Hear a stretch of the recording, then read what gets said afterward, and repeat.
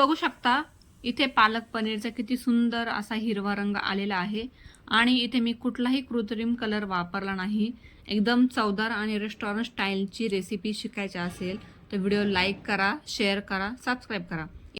तर इथे मी एक पालकची जुडी निवडून घेतली आणि तिला जवळपास 2 ते 3 पाण्याने स्वच्छ धुवून घेतली। धूळ आणि माती निघून जाण्यासाठी आपल्याला याला 2 ते 3 पाण्याने धुवून घ्यायचं व्यवस्थित। त्यानंतर पाणी बॉईल होण्यासाठी ठेवलं। पाणी बॉईल होत आहे तोपर्यंत मी इथे एक बारीक असा कांदा कट करून घेते। कांदा आपल्याला खूप बारीक कट करायचा आहे कारण तो लवकर परतला जातो। तुम्ही जर माझ्या चॅनलवरती नवीन असाल तर माझ्या व्हिडिओला लाईक करा, शेअर करा आणि सबस्क्राईब करा। पालक पनीर बनवणे खूप सोपे आहे। व्यवस्थित टिप्स वापरल्या आणि योग्य पद्धतीने बनवला तर भाजी एकदम टेस्टी होते, हॉटेल स्टाईलच होते। इथे आपला हा कांदा कट करून झालेला आहे आणि त्यासोबत आता पाणी सुद्धा गरम झालेले आहे। आता ह्या पाण्यामध्ये आपण आता पालकला हलकसं बॉईल होण्यासाठी ठेवूया आणि पालकचे इथे मी 2 तुकडे करून टाकले, म्हणजे त्याला मधोमध कट केला। या असे केल्याने हा लवकर शिजला जाईल आणि याला एकदा व्यवस्थित आपण थोडं हलवून घेऊया। आणि पालक जेव्हा आपण बॉईल करतो याला फक्त 2 मिनिटं शिजवून घ्यायचं आहे, म्हणजे याला जास्त वेळ शिजवायचा नाही, नाहीतर याचा पूर्णपणे रंग चव ही उडून जाईल। आणि गॅस बंद करून ठेवते आणि राहिलेल्या पाण्यामध्ये याला आपल्याला जवळपास थंड होऊन द्यायचं। जर तुम्हाला लगोलग थंड करायचं असेल तुम्ही थंड पाण्यामध्ये याला काढून घेऊ शकतात आणि तो लगेच गरम होण्यासाठी ठेवली आहेत। आणि कढईमध्ये आता आपण तेल टाकून घेऊया। इथे मी 2 चमचे तेल टाकले आहे, तुम्ही तुमच्या गरजेनुसार तेल कमी जास्त टाकू शकतात। आणि त्यासोबत लगेच आता मी 2 काळी मिरी, 2 लवंगा, थोडीशी दालचिनी आणि 2 तेजपत्त्याचे पाणी टाकून आता ह्या मसाल्यांना हलकसं भाजून घेऊया। मसाले हे आपल्याला खूप चव देतात, म्हणजे तुम्ही जर मसाले वापरले तर भाजीला अशी वेगळीच अशी टेस्ट येते छानपैकी। आणि 1 चमचा आलं लसणाची पेस्ट टाकून आता याला आपल्याला हलकसं लाल ब्राऊन होईपर्यंत परतून घ्यायचं। गॅस हा कमीच ठेवायचा, कमी गॅस ठेवल्याने हे मंद आचेवरती मसाले एकदम मस्त असे फ्राय होतात। आता हे तेल आपल्याला व्यवस्थित मसाल्याला परतले गेले आहेत। त्यानंतर आपण याच्यामध्ये बारीक कट केलेला कांदा टाकून घेऊया। कांदा बारीक कट केल्यामुळे हा लवकर परतला जातो आणि त्यासोबतच हा जवळपास आपल्याला 4 ते 5 मिनिटं कमी गॅसवरती हलकासा ब्राऊन होईपर्यंत फ्राय करून घ्यायचा। कांदा व्यवस्थित परतत आहे तोपर्यंत आपण एक टोमॅटोची पेस्ट करून घेऊया। बरेच जण काय करतात, भाजीमध्ये टोमॅटो बारीक कट करून टाकतात, पण बारीक कट केल्यामुळं त्याला असा व्यवस्थित टेस्ट येत नाही। त्याच्यामुळे जर तुम्ही टमाट्याची पेस्ट करून टाकली तर टोमॅटो एकदम व्यवस्थित परतला जातो आणि त्याची ग्रेव्ही सुद्धा छानपैकी होते। तर इथे मी 1 टोमॅटो असा छानपैकी बारीक असा पेस्ट करून घेतली आणि याला आपण सगळ्या मिश्रणाला कढईमध्ये टाकून घेऊया। टोमॅटोची पेस्ट टाकल्यानंतर याला आपण पुन्हा आता मिक्स करून घेऊया। आणि जोपर्यंत टोमॅटोमधले जास्तीचं पाणी हे आटलं जात नाही तोपर्यंत आपल्याला याला कमी गॅसवरती शिजवून द्यायचं। टोमॅटोचं एकदा पाणी आटलं गेलं तर टमाटा हळूहळू तेल सोडायला लागतो आणि टोमॅटो व्यवस्थित परतत आहे तोपर्यंत आपण पालकची प्युरी करून घेऊया।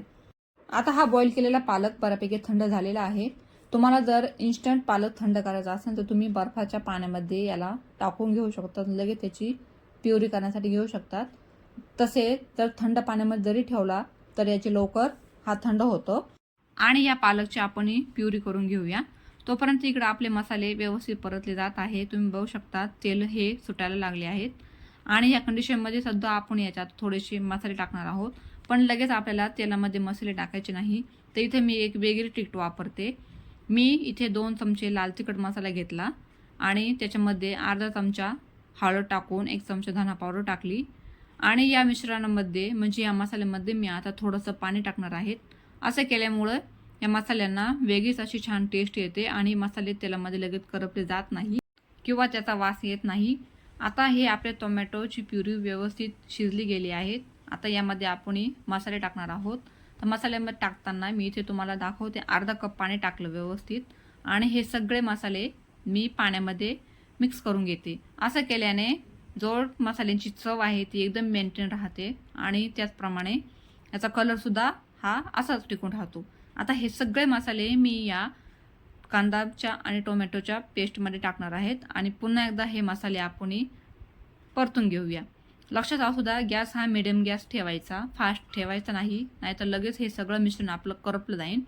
त्याचप्रमाणे शक्य होईल तसं याला आपण हलवत राहून घेऊया आणि याला जवळपास 3 ते 4 मिनटं परतून द्यायचं.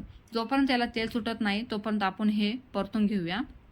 त्याचप्रमाणे मी आता इथे पनीर कट करून घेते. तुम्ही इथे पनीर बारीक पीसमध्ये तुमच्या लागेल तशा गरजेमध्ये पनीर व्यवस्थित कट करून घ्या.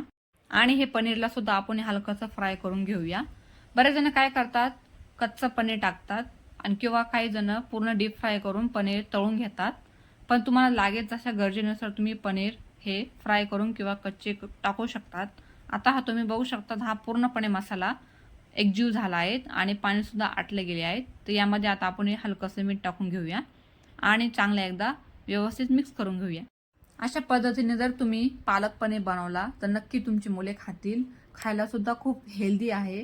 त्याचप्रमाणे हे शरीरासाठी खूप चांगलं आहे. आता राहिलेली आपली ही पालकची प्युरी आपण याच्यामध्ये टाकून घेऊया आणि पूर्णपणे एकदा मिक्स करून घेऊया. तुम्ही बघू शकता या पालक प्युरीला किती असा हिरवा छान कलर आलेला आहे. अजिबात याचा कलर उडालेला नाही. छोट्या छोट्या टिप्स वापरल्यात ना तर आपल्या ह्या रेसिपीसाठी खूप फायदा देतात.